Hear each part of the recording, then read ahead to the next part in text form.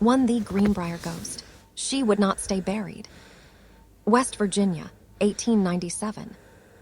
Zona Heaster was young when she married Edward Shue, too young to recognize the warning signs. He was charming in public, cold in private, the kind of man who smiled without his eyes moving. When Zona was found dead in her home, Shue acted strange immediately. He dressed her himself, wrapped a scarf tight around her neck, refused to let the doctor examine her properly. The cause of death was listed as childbirth complications, but Zona hadn't been pregnant. Her mother, Mary Jane Heaster, knew something was wrong. She prayed every night, not for comfort, but for answers. And then Zona came back.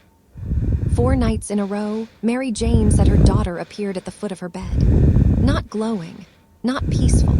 Her neck twisted unnaturally. Her voice calm but wrong, like it came from somewhere deeper than lungs. Zona told her mother the truth. Edward had beaten her. Edward had snapped her neck. She showed Mary Jane how, turning her head all the way around.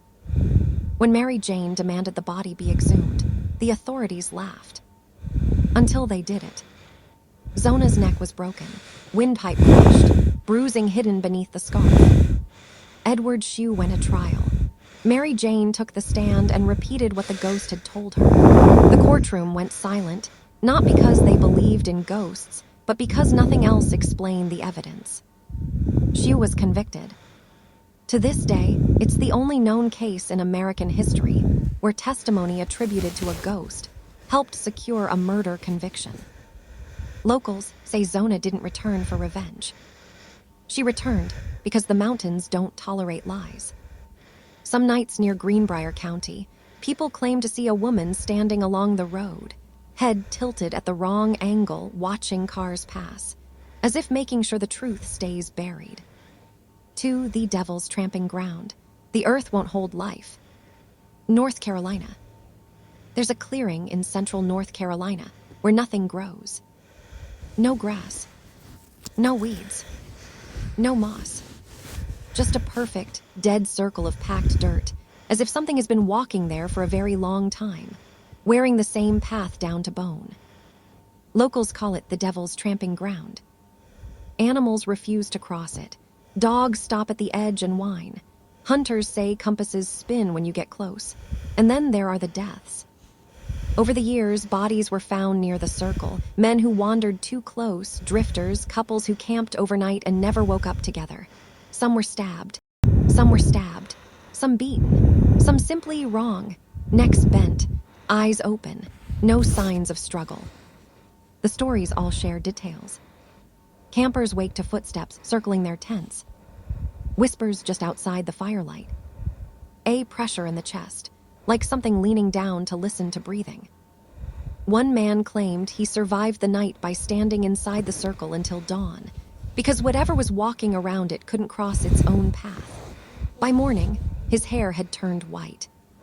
Law enforcement blamed human violence, moonshiners, cult activity, opportunistic killers. But no suspect ever stayed long enough to explain why the dirt still won't grow grass. Even now, locals won't let children play there. They don't forbid it loudly. They just say, "That ground's busy." And if you visit at night, the circle is never empty. 3, the Tri-State Crematorium. THEY left them in the WOODS. Appalachian foothills, Georgia. When people think of crematoriums, they think of fire and closure. That's not what happened here. In the late 1990s, families began noticing something wrong. Ashes didn't look right. The smell around one rural crematorium was unbearable, sweet, rotten, heavy. Trucks came and went at odd hours. Then someone followed one. Behind the crematorium, past rusted gates and overgrown trails, the woods opened up into a nightmare. Hundreds of bodies. Stacked, dumped, left to rot in the open air. Some in body bags, some wrapped in sheets, some torn open by animals. Many showed signs of trauma that had never been reported: broken bones, head injuries, gunshot wounds. The operator had taken money to cremate the dead, and instead dumped them like trash. The horror went deeper. Some remains belonged to people whose deaths had been ruled natural. Families began to wonder if evidence of murder had been destroyed by neglect, or worse, if certain bodies were placed there because they showed something they shouldn't. Investigators admitted they could no longer determine causes of death for many of the bodies. Justice evaporated in the Georgia heat. Locals who lived nearby said they heard animals screaming at night, fighting over remains. Others swore they heard voices, moaning carried on the wind, rising from the woods where the dead lay uncovered. Even after the site was cleared, people avoided the land. Nothing felt finished. Too many stories ended there without answers. Some say the woods still smell wrong after rain. For the Appalachian Trail Killer, he walked with them first. 1980s, 1990s.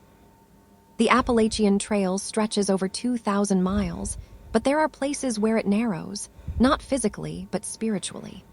Spots where the woods lean in and sound dies. That's where he preferred to walk. Hikers remembered him because he was helpful. He offered directions, shared food, walked alongside people for miles, learned their plans, their names, where they intended to camp. Then at night he changed. Victims were found near shelters or remote campsites, beaten, stabbed, strangled. No consistent method, only consistent proximity to the trail. Some were killed where they slept.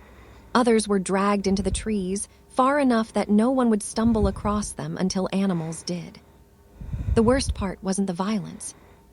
It was that other hikers had shared fires with him hours earlier. One survivor described waking to footsteps circling the shelter. Slow, deliberate, testing. When she held her breath, the steps stopped right outside the doorway. She didn't sleep again until sunrise. Authorities struggled because the trail doesn't belong to one place. Counties ended. Jurisdictions blurred. By the time patterns emerged, the killer had already moved on north or south. No one knew. Even now, seasoned hikers will tell you, don't tell strangers your plans. Don't camp where someone else suggests. And if you hear footsteps at night that don't settle into a rhythm, leave. Some believe the killer was caught. Others insist he was only one of many. The trail doesn't correct that assumption. 5 The disappearances of the haulers. They said he ran off. Throughout Appalachia. In Appalachia, when someone vanishes, people don't always call it murder. They say, he moved on. She went north. He had trouble and didn't come back. But the haulers keep score. Feuds over land, moonshine routes, timber rights, family grudges that outlast gravestones. People disappeared after arguments that were never spoken about again. Cars found abandoned at trailheads. Boots left by creek beds. Cabins burned after someone went missing to clean things up.